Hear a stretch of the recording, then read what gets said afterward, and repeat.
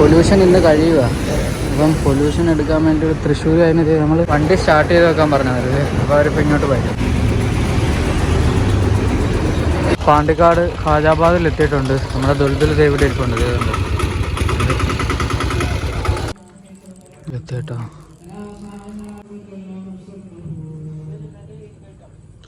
നമ്മുടെ ദുൽദുൽ ആ ലോറിയുടെ ഫ്രണ്ടിൽ ഇരിപ്പുണ്ട്. നമ്മൾ ഈ തെരുവിലൂടെ ഇങ്ങനെ നടക്കുകയാണ്.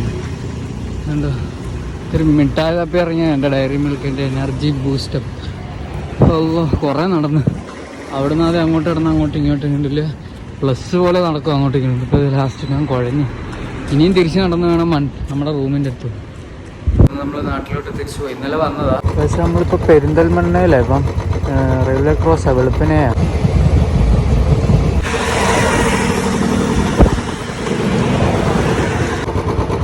പക്ഷേ നമ്മുടെ വണ്ടി 49,000 കിലോമീറ്റർ ആയിട്ട് അങ്ങനെ 50,000-ത്തിലോട്ട് കടക്കാനാവുന്നു.